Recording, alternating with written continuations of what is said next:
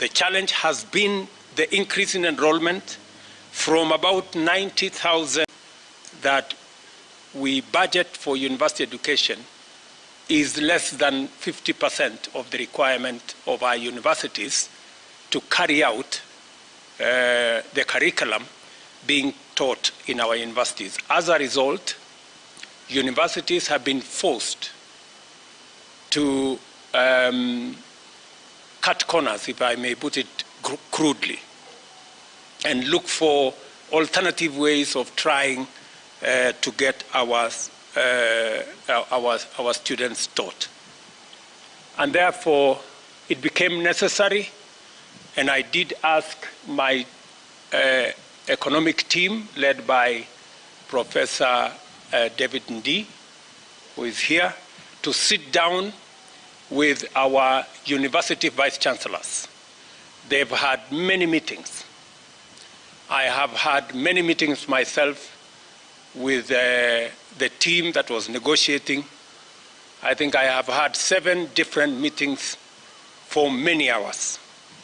I am happy to announce to the country that finally we have a new funding model for our universities and our TVETs in the Republic of Kenya that will provide adequate resources that are predictable and that are adequate for the teaching of our children, because we believe that as a country, the single biggest resource we have as a nation is our human capital. And education is the instrument that we use to sharpen our human capital. Any underinvestment, any challenge in our education spells not very good news to our human capital. And therefore, I want to make the following statement.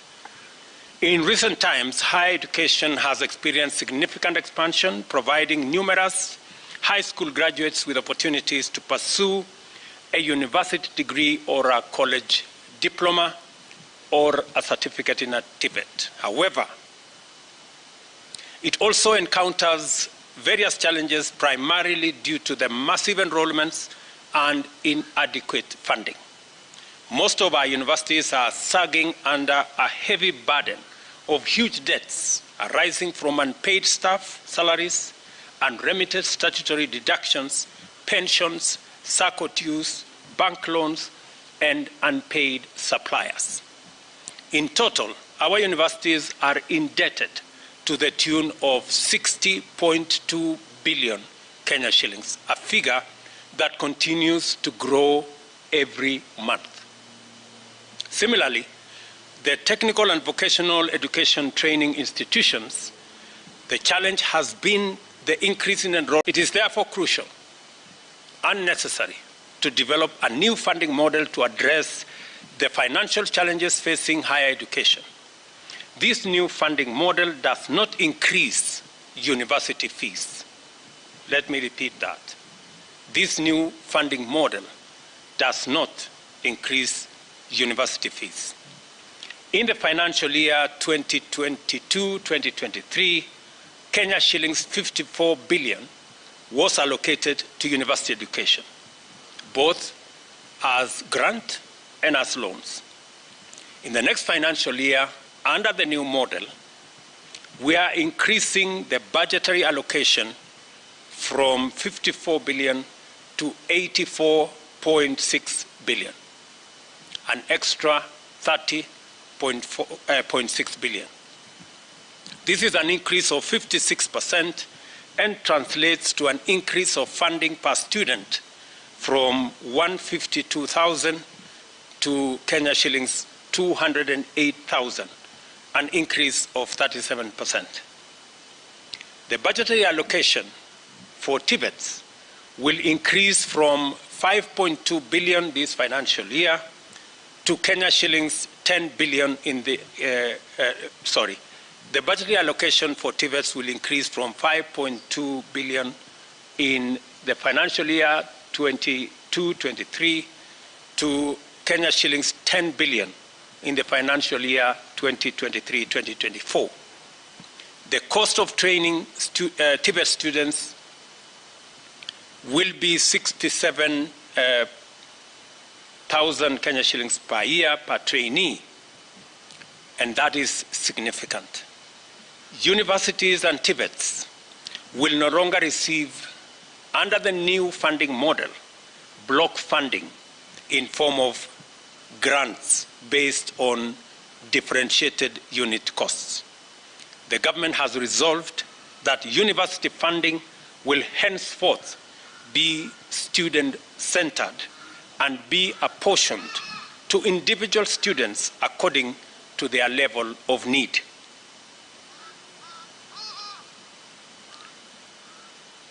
Funding to students shall combine scholarships, loans, and household contributions on graduated scale, scientifically determined by means testing instrument. The means testing instrument is an instrument that has been developed by Higher Education Loans Board over the last 20 years. Students will be categorized according to 4 levels of need. Vulnerable, actually 3 levels: vulnerable, less vulnerable, and able. All students shall be supported adequately to meet the cost of the program they choose to pursue. No student will ever be left behind. The government shall fully fund the vulnerable students, who comprise 29% of students joining university. And these are 45,000 students will be funded. The funding shall be through government scholarships and loans. For the first time, students whose households are at the bottom of the pyramid shall enjoy equal opportunity in accessing university and TVET education. Their households shall not make any contributions towards the education of their children because of their financial status. Students from less needy households joining university will receive government scholarship of up to 53% and loans from the government of up to 40%, a total of 93%. 7% will be contributed by their households to meet the university education. Category number 3, the able students from able households joining university will be funded through a government scholarship up to a maximum of 38% of the cost of the program and 55% in form of loans. Again, in this case, their households will pay only 7%. The difference between these two is that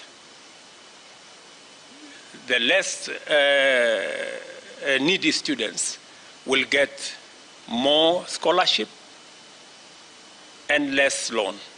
The able students will get more loans and less scholarship.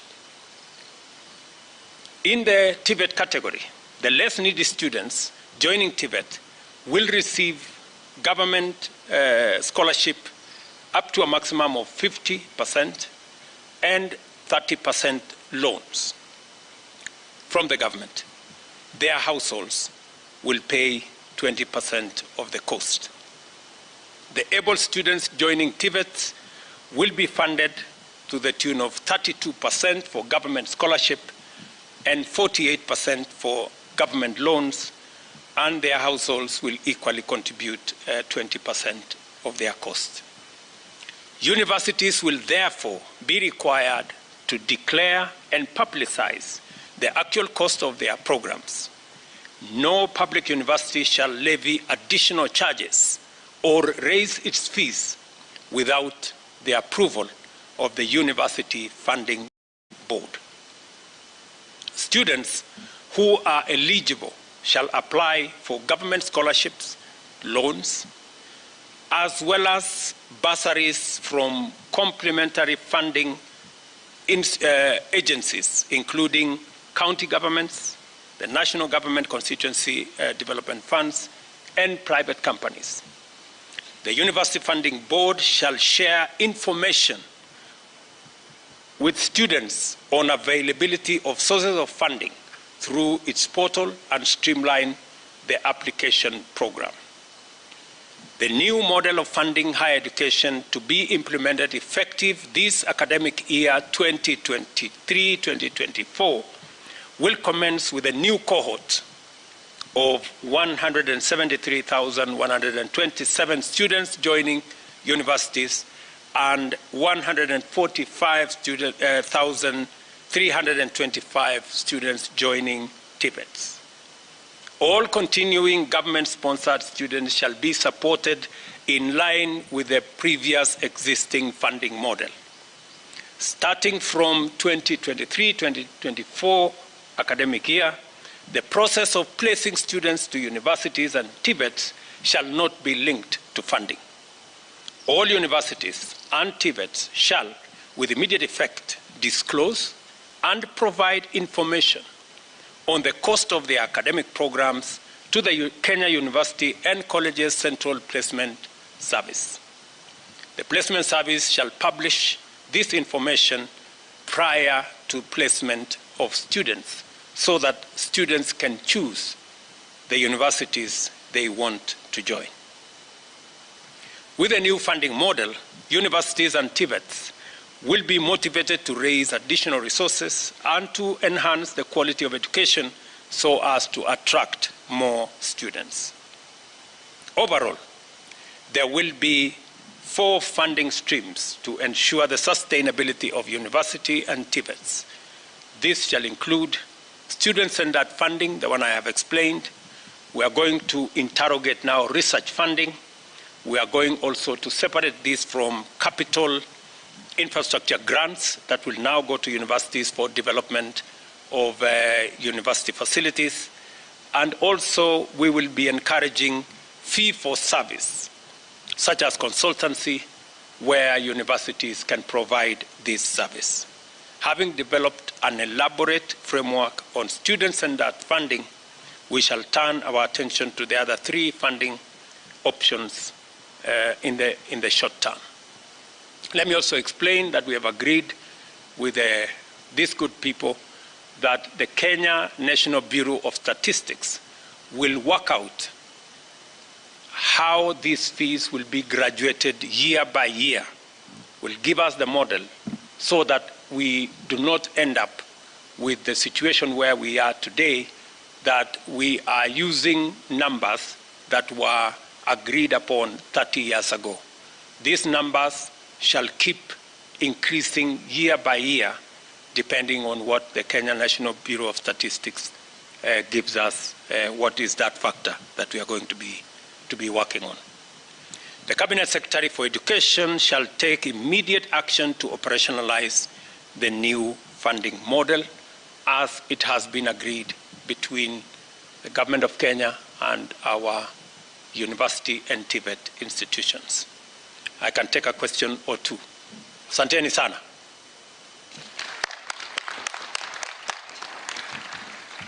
Kuna maswali pale? Bring a plan on how their funding and their education would be carried out. We've postponed this challenge for many years, and this model has been immense. In fact, our work was made very simple because they came with the good ideas that we assembled and got this funding model in place. KUPS was waiting for this meeting. So I am confident that by when I saw the lady in charge of KUPS was here, by when will we open the portal now? Give her the mic. Your Excellency, once the universities have given us their costs, which I hope they will do in a week's time, will be ready to open. Thank you very much. On your second question, yes, we have discussed on what we are going to do with our private universities. And the agreement has been that, just like has been before, students who join private universities will qualify for loans from the Higher Education Loans Board.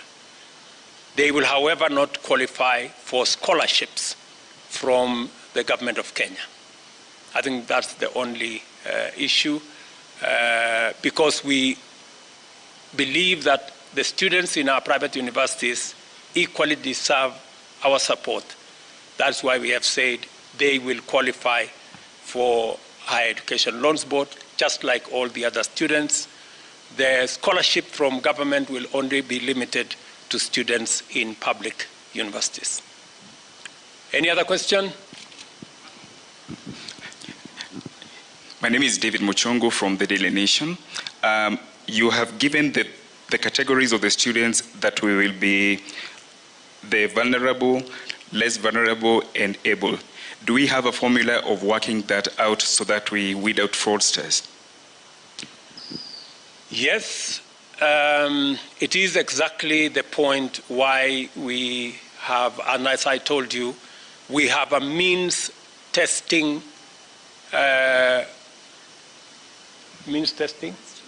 instrument. We have a means testing instrument that has been in the works since I was at the university, almost 25, 30 years ago. And it has been refined, and it is scientific, and I am confident that it can deal with the challenge of fraudsters. Maybe give the mic to Mr. Ingera, I think he's in our midst, to speak to that particular subject. Mr. Ingera is the means testing instrument able to deal with the challenge of fraudsters trying to take advantage of our university funding program. Thank you, His Excellency. I can confirm we have a lot of linkages with Kenya Revenue Authority. Maybe you can look at those cameras so that...